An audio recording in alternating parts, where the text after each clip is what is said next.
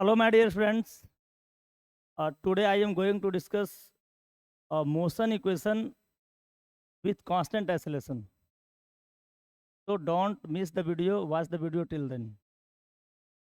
Students, अगर constant acceleration से कोई बॉडी चल रहा है, सबसे पहले तो होता है कि constant acceleration होता क्या है? What is constant acceleration? तो constant acceleration माना बॉडी जो है ना, constant देखो बॉडी का वेलोसिटी constant रेट से इंक्रीज करता है. अगर किसी बॉडी का वेलोसिटी constant रेट से इंक्रीज कर रहा है तो उसके एसेलेशन को हम लोग कहते हैं कांस्टेंट एसेलेशन. ठीक है, अब देख लो, जैसे मान लो कोई बॉडी का सुनो, कोई बॉडी अगर चल रहा है 5 मीटर पर सेकंड से, उसके बाद 10 चला गया, 15 चला गया, 20 चला गया. ठीक है, तो अगर कांस्टेंट रेट से इंक्रीज कर रहा है वेलोसिटी तो उसका जो एसेलेशन होगा उसको कांस्टेंट एसेलेशन कहते हैं. अब देख लो, तो देख लो कांस्टेंट एसेलेशन से अगर कोई बॉडी चल रहा है, और ये जो इक्वेशन है ना 1D मोशन का है, मतलब अगर कोई बॉडी स्ट्रेट पाथ पे चलेगा उसके लिए, स्ट्रेट पाथ पे अगर बॉडी मूव कर रहा है कांस्टेंट एक्सेलरेशन के साथ, तो उसके लिए ये इक्वेशन हम बताने जा रहे हैं. और देखो इसके लिए पहला इक्वेशन होता है v is equal to u plus 80, और सेकेंड इक्वेशन होता है बाबू s is equal to u t plus half eighty square.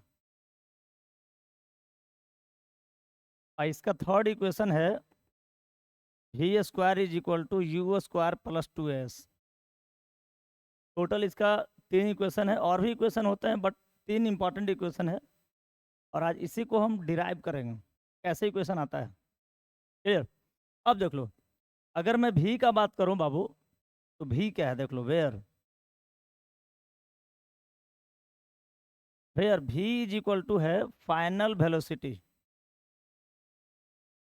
This भी इज कॉल्ड फाइनल वेलोसिटी. ये एक फाइनल वेलोसिटी है. और यू क्या है, दिस इज इनिशियल वेलोसिटी. ये एक इनिशियल वेलोसिटी है. और टी क्या है देख लो, टी यहाँ पर टाइम हो गया बाबू. ठीक है, और एस हो गया डिस्प्लेसमेंट. ठीक है, this S is called displacement, है कि नहीं. अब देख लो ए क्या है, यहाँ पे ए हो गया एक्सेलरेशन.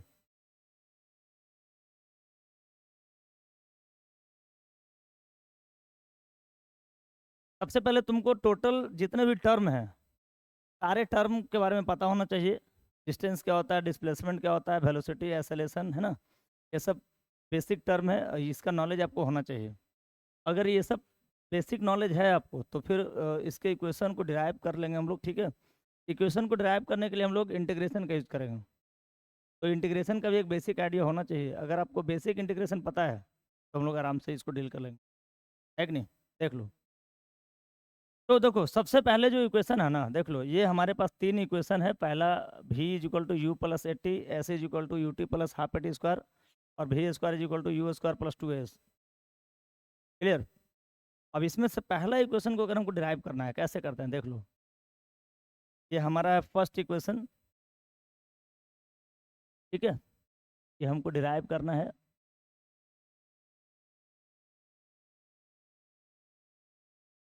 क्लियर. कैसे डिराइव करते हैं देख लो, बहुत ज़्यादा कंसेप्चुअल है. देखो अगर हमको मैकेनिक्स पढ़ना है, सुन लो, तो मैकेनिक्स का सबसे इम्पॉर्टेंट है ये. अगर कोई बच्चा यहाँ से भी मैकेनिक्स पढ़ता है तो आगे का सारा उसको समझ में आता जाएगा. बस थोड़ा सा वेक्टर क्लियर होना चाहिए, इंटीग्रेशन क्लियर होना चाहिए. अगर आप वेक्टर पढ़ चुके हैं, इंटीग्रेशन पढ़ चुके हैं, तो यहाँ से आप अगर पढ़ते हो भाई आगे, तो मैकेनिक्स पे आप कमांड बना सकते हो. और अगर आपका मैकेनिक्स अच्छा है तभी आगे का फिजिक्स अच्छा होगा, है ना. मैकेनिक्स में आता है कौन कौन चाहिए, मोशन हो गया, मोशन से रिलेटेड जितने भी पार्ट है सब मैकेनिक्स में आते हैं, है कि नहीं. मोशन हो गया, और इसके बाद न्यूटन लॉ पढ़ेंगे हम लोग. ठीक है, friction, work energy, centre of mass, ठीक है, रोटेशनल मोशन, ये सारे मैकेनिक्स के पार्ट हैं. तो जितना ज़्यादा फोकस तुम करोगे इस पर, जितना ज़्यादा मेहनत करोगे इस पर, उतना ही आपका आगे का पार्ट क्लियर होता जाएगा, और तुमको फिजिक्स से डर खत्म हो जाएगा, है ना. अब देख लो, तो हम लोग कैसे इसको प्रूफ कैसे करते हैं देख लो. हम लोग क्या करते हैं भाई, देख लो, मान लेते हैं कि एक पार्टिकल है. ठीक है, और वो पार्टिकल कांस्टेंट वेलोसिटी से चल रहा है, सॉरी कांस्टेंट एक्सेलरेशन से चल रहा है. ठीक है, क्लियर. एक पार्टिकल जो है कांस्टेंट एक्सेलरेशन से चल रहा है, ठीक है। और सुन लो, इनिशियली जो है ना, देख लो, हम उस जैसे पार्टिकल का बात कर रहे हैं, मान लो कि ए से चला बी तक गया, है कि नहीं। तो इनिशियली जो है ना, t is equal to 0 second पे भाई जो पार्टिकल का स्पीड था उसको यू मान लेते हैं। और सुनो, जब बी पे गया तो t is equal to t second पे उसका स्पीड कितना हो गया, भी हो गया।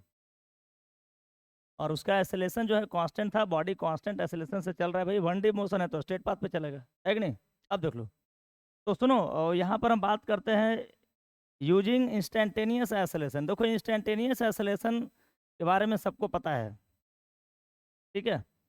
इंस्टेंटेनियस एक्सेलेरेशन जो है भाई एक ऐसा एक्सेलेरेशन है जो किसी बॉडी, सुनो, किसी पॉइंट पर, किसी खास पॉइंट पर, पर्टिकुलर पॉइंट पर बॉडी के एक्सेलेरेशन को बताता है। जो हम लोग गाड़ी चलाते हैं ना रोड पे, तो गाड़ी का जो स्पीड घटते बढ़ते रहता है, बार बार घट रहा है, बढ़ रहा है कि नहीं, यानी बार बार चेंज कर रहा है, तो उस स्पीड को इंस्टेंटेनियस स्पीड बोलते हैं, ठीक है। वेलोसिटी को इंस्टेंटेनियस वेलोसिटी बोलते हैं भाई, और एक्सेलेरेशन को इंस्टेंटेनियस एक्सेलेरेशन बोलते हैं, है कि नहीं। आपका जो गाड़ी का जो स्पीडोमीटर होता है, जिससे हम लोग, जैसे जो मीटर होता है गाड़ी का, ठीक है, वो इंस्टेंटेनियस स्पीड देता है कि नहीं। तो भाई यहाँ पर इंस्टेंटेनियस एक्सेलेरेशन का बात करें, इंस्टेंटेनियस एक्सेलेरेशन का फॉर्मूला क्या होता है, a is equal to d v by d t, ठीक है, change in velocity by time, है कि नहीं। देख लो भाई, ये हमारा फॉर्मूला है पहला। हमने मान लिया कि एक बॉडी था, है ना, इनिशियली उस 0 सेकेंड पे उसका स्पीड यू था, और बॉडी जैसे ही आगे बढ़ा तो टाइम हो गया टी सेकेंड, है कि नहीं, उसका स्पीड कितना हो गया, भी हो गया, और इसका एक्सेलेरेशन कितना है, ए है। क्लियर। तो a is equal to formula होता है d v by d t, है कि नहीं। अब यहाँ से अगर हम लोग डी वी निकालेंगे बाबू, तो ए इंटू डी टी हो जाएगा, ठीक है। और अगर हम यहाँ पर इंटीग्रेट करते हैं, इंटीग्रेटिंग, ये हो जाता है कितना, d v is equal to a into d t. Clear, दोनों तरफ इंटीग्रेशन देंगे हम लोग, है कि नहीं, इंटीग्रेटिंग बोथ साइड्स। अब बताओ, अब देख लो, बॉडी का जो चेंजिंग हुआ था ना, सुन लो, डीवी का मतलब क्या है, change in velocity, change in speed, soon low, change in velocity है। तो वेलोसिटी में चेंजिंग कहाँ से कहाँ तक हुआ, यू से लेकर भी तक। तो यहाँ पर ना हम लोग करते क्या है ना, लिमिटेशन पुट करते हैं। बॉडी जब ए से बी तक गया तो इनिशियल वेलोसिटी उसका यू था, फाइनल भी हो गया, है कि नहीं। इनिशियल टाइम उसका 0 था, बाद में टी हो गया। तो भाई देखो, यहाँ पे वेलोसिटी का हम लोग लिमिट पुट करते हैं। लिमिट किसका पुट होता है, सुन लो, जिसमें चेंजिंग आ रहा है, बॉडी कहाँ से कहाँ तक चेंज किया, तो यू से भी तक चेंज किया, तो यहाँ पर लिमिटेशन कितना हो जाएगा, यू टू भी और 0 टू टी। क्लियर। सुनो, जिसके रेस्पेक्ट में अगर कोई चीज़ चेंज हो रहा है ना, उसी का लिमिटेशन पुट कर। जैसे यहाँ पे देख लो, यहाँ डी टी था, चेंज इन टाइम, डी भी था, चेंज इन वेलोसिटी। तो जो चेंजिंग हो रहा है ना, उसी का लिमिट पुट करेंगे भाई, ये कहाँ से कहाँ तक चेंज किया, तो यू से भी तक चेंज किया, 0 से टी तक चेंज किया। अब देख लो, अब डी भी का इंटीग्रेशन निकालोगे ना बाबू, तो डी भी का इंटीग्रेशन भी हो जाएगा, लिमिटेशन होगा यू से लेकर भी तक, है कि नहीं। और सुनो, ए बाहर निकल जाएगा, कांस्टेंट है, टाइम के रेस्पेक्ट में एक्सेलेरेशन कांस्टेंट हो जाएगा। अगर टाइम के रेस्पेक्ट में टाइम रहता तो वो वेरिएबल होता, उसका इंटीग्रेशन पॉसिबल था। लेकिन अगर टाइम के रेस्पेक्ट में दूसरा क्वांटिटी आ गया, एक्सेलेरेशन हो गया, स्पीड हो गया, वेलोसिटी हो गया, कुछ भी रहे, तो वो कांस्टेंट टर्म में आ जाएगा, ठीक है। यहाँ पर ए हो गया कांस्टेंट टर्म, टाइम के रेस्पेक्ट में तो ये इसका इंटीग्रेशन होगा नहीं। क्लियर। अब देखो, अगर जिसके, देखो, अगर कोई क्वांटिटी है ना जिसमें चेंजिंग हो रहा है ना, उसी के रेस्पेक्ट में होता है इंटीग्रेशन। जैसे टाइम है, तो टाइम अगर आगे में रहता तो इसका इंटीग्रेशन हो जाता। अगर वेलोसिटी है तो इसके आगे में वेलोसिटी रहता तो इंटीग्रेशन हो जाता। जिसमें चेंजिंग होगा उसी के रेस्पेक्ट में होगा, ये दिमाग में रखना है, ठीक है। अब देख लो, तो यहाँ से भाई कितना हो जाएगा बताओ, टाइम का डी टी का इंटीग्रेशन टी, और लिमिटेशन 0 से कहाँ तक, टी तक, है कि नहीं। अब अगर लिमिट हम पुट करते हैं बाबू, तो अपर लिमिट माइनस लोअर लिमिट, देख लो, भी का अपर वैल्यू भी है। एक्चुअली जो लिमिटेशन होते हैं ना, वो इसी के वैल्यूज होते हैं।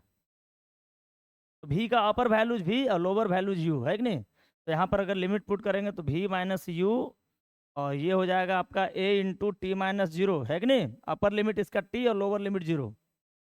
क्लियर। तो यहाँ से बताओ रिलेशन कितना आ गया, इसलिए v is equal to u plus a t. तो this is the first equation of motion, है ना, इन वन डायमेंशन, ठीक है। और इस इक्वेशन का बहुत ज़्यादा यूज करते हैं। अगर अभी हम लोग इक्वेशन पढ़ लेंगे ना, तो बाद में इसके बेसिस पे हम लोग इसके न्यूमेरिकल्स को सॉल्व कर सकते हैं। जितने भी न्यूमेरिकल्स आते हैं, ठीक है, 1D मोशन से रिलेटेड 1D मोशन का जितना भी न्यूमेरिकल्स होगा ना, सारे न्यूमेरिकल्स को मैं करवाऊंगा यहाँ पे, ठीक है। और यहीं से हम अपना सेशन को स्टार्ट कर रहे हैं मैकेनिक्स से, ठीक है। और एक्चुअली में यहीं से बच्चों को प्रॉब्लम्स होते हैं। तो इसीलिए हमने सोचा कि यहीं से बच्चों के लिए कुछ ऐसा स्टार्ट किया जाए ताकि उसको काम करे आगे जाके, अगर उसको कोई प्रॉब्लम्स हो रहा है तो अपना वीडियो देख के अपना समझ सके, है कि नहीं। चलो आगे। सेकेंड इक्वेशन क्या कहता है सुन लो। ये तो हमारा फर्स्ट इक्वेशन हो गया, है कि नहीं। This is the first equation of motion, है ना। And in this equation body moves with constant acceleration, है ना।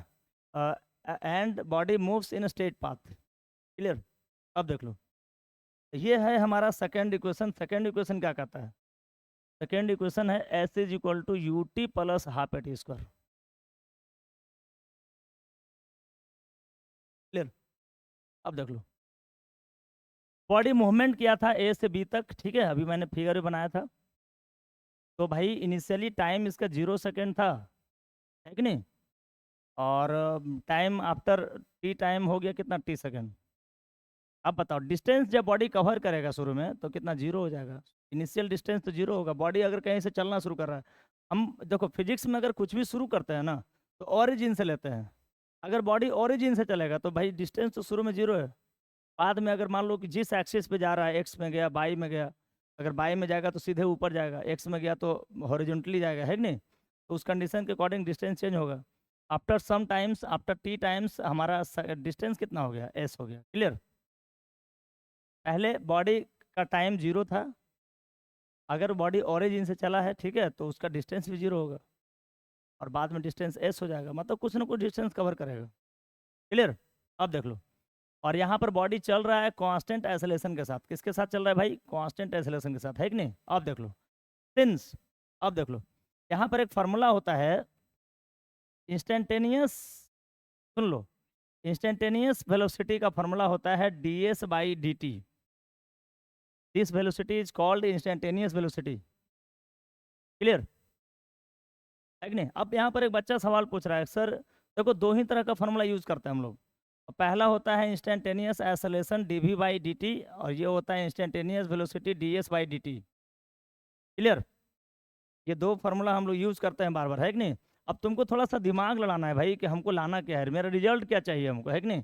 अगर देखो रिजल्ट में एस निकालना है तो भाई इसमें तो एस है नहीं, ये तो एक्सेलरेशन वाला पार्ट है, तो इसमें तो एस है नहीं, है कि नहीं। तो हम लोग वहाँ पे वेलोसिटी वाला पार्ट अप्लाई करेंगे। क्लियर। तो इस कंडीशन के लिए हम लोग का फॉर्मूला कितना हो जाएगा, d s is equal to v into d t. सही है भाई। अब देख लो, अब देख लो, अभी मैंने एक बात बताया था तुमको, भी का जो फॉर्मूला आया था ना, u plus eighty into d T, भी का वैल्यू कितना आ गया, u plus eighty into d t. Clear. देखो अगर बेसिक क्लियर है, देखो फिजिक्स में क्या है ना भाई, फिजिक्स में मैथमेटिक्स थोड़ा सा अगर अच्छा है आपका, क्लियर, तो फिजिक्स को समझ सकते हो। फिजिक्स पढ़ने के लिए ना दो चीज़ इंपॉर्टेंट है, पहला तो इंटीग्रेशन और दूसरा वेक्टर। अगर ये दो टॉपिक आपका पढ़ा हुआ है तो फिजिक्स पढ़ने से या समझने से आपको कोई नहीं रोक सकता है। क्लियर। कुछ बच्चे क्या समझता है ना कि फिजिक्स एक लैंग्वेज सब्जेक्ट है, भाई नहीं, फिजिक्स लैंग्वेज सब्जेक्ट नहीं है। टोटली टोटली कंसेप्चुअल होता है, टोटली माइंड का खेला है, सुन लो, और टोटली मैथमेटिकल कंसेप्ट है यहाँ पे। अगर आपके मैथमेटिकल पार्ट क्लियर है, ठीक है, तो फिजिक्स को आप इजीली समझ सकते हो, है कि नहीं। देख लो, अब देख लो, अगर इंटीग्रेशन करते हैं यहाँ पे हम लोग, ध्यान दो भाई, लिखेंगे इंटीग्रेटिंग,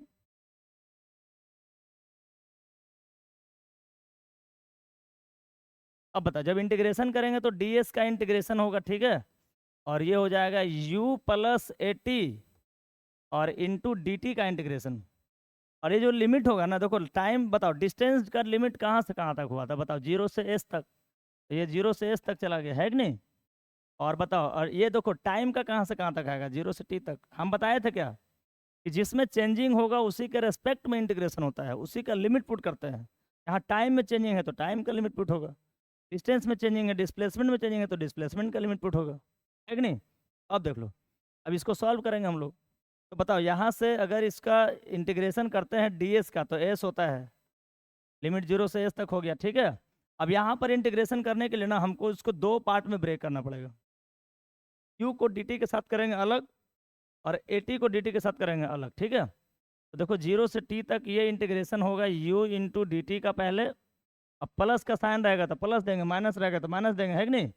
और फिर हो जाएगा 80 इंटू डी टी का इंटीग्रेशन 0 से t तक, क्लियर है भाई? अब देख लो, तो यहाँ अगर लिमिट पुट करते हैं भाई तो ये हो जाता है अपर माइनस लोअर, ठीक है, यानी एस का वैल्यू अपर एस है, लोअर जीरो है, तो एस की जगह एस ही देंगे, लोअर में जीरो हो गया। और देख लो यहाँ पे सुनो, टाइम के रेस्पेक्ट में स्पीड है या इनिशियल वेलोसिटी है, हम बताए थे टाइम के रेस्पेक्ट में टाइम का ही इंटीग्रेशन होगा। अगर टाइम के रेस्पेक्ट में दूसरे क्वांटिटी है तो वो कांस्टेंट कहलाते हैं। क्लियर? यहाँ पर u तो कांस्टेंट हो गया, तो बाकी dt का तो t हो गया, इंटीग्रेशन जीरो से कहाँ तक, t तक। क्लियर भाई? और सुनो यहाँ से बताओ, अब देखो टाइम के रेस्पेक्ट में टाइम का होगा, लेकिन अगर दूसरा क्वांटिटी है तो उसका नहीं होगा, है कि नहीं? टाइम के रेस्पेक्ट में टाइम का हुआ लेकिन ए का नहीं हुआ, ए एक्सेलेरेशन है तो ये बाहर निकल गया, ठीक है। अब बताओ टाइम का इंटीग्रेशन निकालना है, तो बताओ टाइम का इंटीग्रेशन कितना होता है? इसको एक्स के पावर एन के फॉर्म में ब्रेक करते हैं। एक्स के पावर एन का फॉर्मूला क्या होता है? X to the power n plus one by n plus one, है कि नहीं? यहाँ पे कितना हो जाएगा? T to the power one plus one by one plus one. Clear? और लिमिट पुट करेंगे जीरो से टी तक। अब देख लो, जब यहाँ से हम इसको सॉल्व करेंगे बाबू, तो हो जाएगा s is equal to u into t minus zero, upper limit minus lower limit, upper इसका टी है, लोअर जीरो है, ठीक है, प्लस ए बाई टू यहाँ से निकलेगा, ठीक है, और यहाँ से टी स्क्वायर हो जाएगा जीरो से लेकर टी तक, है कि नहीं? अब देख लो, तो भाई यहाँ से अगर मैं इसको सॉल्व करूँगा तो एस इज इक्वल टू हो जाएगा you t plus half A into limit put करेंगे टी स्क्वायर माइनस जीरो का स्क्वायर। सुन लो एक बार, टी का वैल्यू टी है तो टी की जगह टी ही पुट करेंगे, अब माइनस का साइन देंगे, टी का वैल्यू जीरो है तो जीरो का स्क्वायर हो जाएगा, अपर लिमिट माइनस लोअर लिमिट का स्क्वायर, है कि नहीं? और यहाँ से जो हम लोग का इक्वेशन आया ना, तो ये हो जाएगा s is equal to u t plus half a t square. Clear है भाई? This is the second equation of motion, ठीक है, और इसका यूज हम लोग बहुत ज़्यादा करते हैं, है ना। नेक्स्ट क्लास जो हम लोग का होगा ना, वो बिल्कुल इसके न्यूमेरिकल सेशन का बात करेंगे, है कि नहीं? अभी तो हम लोग इसके थ्योरेटिकल पार्ट का बात करें, तीनों इक्वेशन को प्रूव करेंगे, ठीक है। बस एक इक्वेशन इसका और बच रहा है, अगले क्लासेज में इस पर न्यूमेरिकल्स का बात करेंगे। न्यूमेरिकल बहुत तगड़ा तगड़ा होगा, ठीक है, बहुत इंपॉर्टेंट न्यूमेरिकल्स होगा, मज़ा भी आएगा, ठीक है। एस वर्मा को पूरा कवर करेंगे हम लोग, और एनसीईआरटी को भी, है कि नहीं? ये दो बुक्स को हम लोग कवर करेंगे, और बस आपको थोड़ा सा कंसंट्रेट रहना है और रेगुलर अपडेट रहना है, ठीक है। अब देख लो, तो भाई थर्ड इक्वेशन क्या है, देख लो। थर्ड इक्वेशन का नाम है v square is equal to u square plus two s. Clear? ये इक्वेशन है तीसरा, ठीक है, दूसरा तो प्रूव कर लिया हम लोग, है कि नहीं? ये हमारा सेकंड था, देख लो भाई, इसी द सेकंड इक्वेशन, है कि नहीं? यहीं से शुरू हुआ था। चलो आगे बढ़ते हैं, थर्ड में आते हैं। थर्ड क्या कर रहा है? V square is equal to u square plus two s. अब देख लो, सिंस देखो हम लोग का फॉर्मूला होता है d v by d t acceleration का, चूंकि हमको एसलेशन चाहिए इसमें, देख लो, है कि नहीं? तो एसलेशन का फॉर्मूला यूज किए, लेकिन अब डिस्टेंस भी चाहिए भाई, डिस्प्लेसमेंट भी चाहिए। एक्चुअली यहाँ पर एस डिस्प्लेसमेंट होता है, ठीक है, तो हमको डिस्प्लेसमेंट चाहिए, सुन लो। तो उसके लिए हम करते क्या ना, डी एस से डिवाइड किए और डी एस से मल्टीप्लाई कर दिए। अब बताओ, इस जो हमारा एसलेशन का जो फार्मूला होता है इंस्टेंटेनियस एसलेशन का, तो डी एस से डिवाइड करके डी एस से अगर हम मल्टीप्लाई किए तो क्या इस पर कोई इफेक्ट पड़ा? कोई इफेक्ट नहीं पड़ेगा, है कि नहीं? पड़ेगा भाई, बताओ। अब देख लो, अब ये D s by d t को ना हम लोग क्या कर दिए, एक साथ कर दिए। देखो अगर कोई टर्म, सुनो, अगर कोई टर्म जो है ना मल्टीप्लिकेशन में है, मल्टीप्लाई में है, अगर गुना में कोई टर्म है, तो गुना वाला टर्म को हम एक साथ कर सकते हैं। अगर बीच में प्लस रहता, माइनस रहता, तब नहीं होता ऐसा, लेकिन अगर गुना में है ना भाई, इसको सबसे पहले क्या किए कि एसलेशन का formula D by d T होता है, चूंकि यहाँ पर एसलेशन लाना था हमको और डिस्टेंस भी लाना है, तो हम लोग क्या किए, डी एस से मल्टीप्लाई करके डी एस से डिवाइड कर दिए, और यहाँ पर ये दोनों टर्म को एक साथ कर देते हैं। ऐसा कर सकते हैं बिकॉज सारे टर्म जो है ना आपस में मल्टीप्लाई में है। क्लियर? अब देख लो, तो यहाँ से जो हो जाएगा ना, ए इज इक्वल टू, ध्यान दो, ये हो जाएगा d s by d t को एक साथ कर दिए और D v by d S को एक साथ कर दिए, है कि नहीं? अब देख लो, a is equal to d s by d t को हम लोग भी लिख सकते हैं, क्योंकि ये भी का फॉर्मूला होता है, अभी हमने बताया भी था, इंस्टेंटेनियस वेलोसिटी का फॉर्मूला होता है d s by d t, where s is equal to displacement, ये डिस्प्लेसमेंट। क्लियर? अब देख लो, और into d v by d s, सही है कि नहीं? अब तुम कहोगे सर कहाँ से ले आए, तो भैया ए का formula d v by d t, इसमें डी एस से गुना करके डी एस से डिवाइड किए, ठीक है। और बताओ ये दोनों को हम साथ कर लिए, साथ क्यों किए? क्योंकि ये भी बन गया। This is called instantaneous sorry instantaneous velocity. Clear है कि नहीं? अब देखो ये हो गया भी, और ये d v by d s तो पहले से था। अब यहाँ से हमने क्या किया ना बाबू, कि सुनो, इसको हम लोग ए इंटू डी एस, और ये हो गया भी इंटू डी भी, तो गुना कर दिया है कि नहीं? यहाँ तक किसी को दिक्कत है क्या? अब देखो इंटीग्रेशन करते हैं इसको, इंटीग्रेटिंग, तो इंटीग्रेशन करने पे रिजल्ट क्या मिलता है देख लो, ये हो जाएगा a into d s is equal to हो जाएगा कितना, भी इंटू डी भी। अब बताओ change in displacement by change in velocity. Clear? पता वेलोसिटी का चेंजिंग कहाँ से कहाँ तक हुआ था, यू से बी तक। हम बताए थे कि लिमिट उसी का पुट होगा जिसमें चेंजिंग होगा। यहाँ वेलोसिटी में चेंजिंग है और यहाँ पे डिस्प्लेसमेंट में चेंजिंग है कि नहीं? तो ये हो जाएगा 0 से एस तक। क्लियर? अब देख लो, अब बताओ डिस्प्लेसमेंट के रेस्पेक्ट में एक्सेलरेशन कांस्टेंट नहीं, कांस्टेंट टर्म है। हमने बताया था कि जिसमें चेंजिंग होगा उसी के रेस्पेक्ट में इंटीग्रेशन होता है। अब डिस्प्लेसमेंट में चेंजिंग है तो इसके रेस्पेक्ट में तो कोई राशि है नहीं, यहाँ पे कोई क्वांटिटी यहाँ पर है नहीं। तो यहाँ पर जो दूसरा क्वांटिटी होगा ना अगर मान लो डिस्प्लेसमेंट में चेंजिंग है और क्वांटिटी रहेगा एक्सेलरेशन वेलोसिटी या कोई भी क्वांटिटी रहेगा, तो उस क्वांटिटी को हम बाहर कर देंगे। डिस्प्लेसमेंट का हो जाएगा integration d s, integration 0 to s हो जाएगा, ठीक है। और यहाँ देख लो, सुनो यहाँ पे वेलोसिटी के रेस्पेक्ट में वेलोसिटी है, चेंज हुआ वेलोसिटी में, और यहाँ वेलोसिटी का इंटीग्रेशन भी करना है, तो हो जाएगा इसका। वेलोसिटी के रेस्पेक्ट में वेलोसिटी जो है ना कांस्टेंट नहीं होगा, वो वेरिएबल टर्म है, उसका इंटीग्रेशन होगा। क्लियर? अब इसका इंटीग्रेशन कितना हो गया, v to the power 1 plus 1 by 1 plus 1। Actually इसको एक फार्मूला पर ब्रेक किए, सुन लो फार्मूला क्या है भाई। देखो ये फार्मूला सबको ही पढ़ा होगा, ध्यान दो, ये फार्मूला पढ़ा होगा तुम लोग। इंटीग्रेशन अगर x to the power n into d x है तो हो जाता है n plus 1 by n plus 1। यहाँ पर कितना हो जाएगा v, सुनो देखो v पर पावर n इंटू डी भी है, बिल्कुल इस फार्मूला पे ब्रेक कर दिए है कि नहीं? ये हमारा फार्मूला हो गया। और यहाँ से कितना होगा बताओ, ये हो जाएगा आपका a s is equal to, सुनो 1/2, ये हो जाएगा वी स्क्वायर। और सुनो यहाँ से कितना, देखो यहाँ से लिमिट पुट करेंगे, एस एस माइनस 0 होगा तो एस एस लिख देंगे है कि नहीं? और ये हो जाएगा यू टू भी, ठीक है भाई। और यहाँ से अगर तुम करोगे तो ये हो जाएगा 2as इज इक्वल टू, सुनो अपर limit minus lower limit. Upper limit बताओ, भी का अपर वैल्यू भी है और भी का लोअर यू है, तो this is v square minus u square. एक बार हम लोग भी का अपर पुट करेंगे, एक बार भी का लोअर पुट करेंगे है कि नहीं? तो वी स्क्वायर माइनस कितना, यू स्क्वायर, ठीक है भाई। और यहाँ से हम लिख सकते हैं v square is equal to u square plus 2s। देख लो ये, सुनो वी स्क्वायर निकालना है, ये माइनस में था, इधर लाके प्लस में कर दिए तो हमारा रिजल्ट आ गया। ठीक है, proved. This is the third equation of motion, ठीक है, of body moves with constant acceleration. Clear? ये तीन इक्वेशन के बेसिस पे ना आगे के जितने भी कंसेप्ट्स हैं, जितने भी आगे के जितने भी बातें हम लोग करने वाले हैं, ठीक है, जितने भी न्यूमेरिकल्स हैं सबको हम करेंगे। देखो यहाँ पर एक बेसिक, चलो ये तो हमारा इक्वेशन हो गया, ठीक है, ये एक बार देख लो भाई तुम लोग, ठीक है। तो स्क्रीनशॉट कर सकते हो, इसका नोट्स बना सकते हो तुम लोग, है कि नहीं? एक बार नोट्स बना सकते हो इसका, कैसे कैसे किए हम। क्लियर? अब देख लो, ध्यान दो, सुनो यहाँ पर इंपॉर्टेंट बात क्या है भाई, है ना, सबको हम लोग नेक्स्ट क्लास में लिखवाएंगे भी। देखो अगर कोई बॉडी, सुन लो, अगर कोई बॉडी रेस से चलता है, अगर कोई बॉडी मूव करता है रेस से, तो उसका इनिशियल वेलोसिटी 0 हो जाएगा, ठीक है।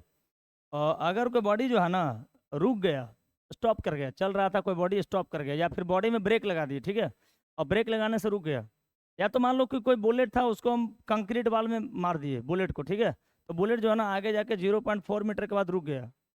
इसका जो भी कंडीशन होगा, इस तरह का कंडीशन में आपका आपका फाइनल वेलोसिटी 0 हो जाएगा, ठीक है। मतलब बॉडी अगर रुक गया, ब्रेक लिए हम लोग, तो फाइनल वेलोसिटी 0 हो जाएगा, ठीक है। और अगर कोई बॉडी कांस्टेंट एक्सेलरेशन से चलेगा, सॉरी, अगर कोई बॉडी कांस्टेंट वेलोसिटी से चलेगा, तो बॉडी का जो है ना एक्सेलरेशन 0 हो जाएगा, ठीक है। क्लियर? तो आप इसको एक बार देखिए, ठीक है, और इसको समझिए। नेक्स्ट क्लास में हम लोग इस पर न्यूमेरिकल्स लाएंगे। और तब तक के लिए जय हिंद, जय भारत।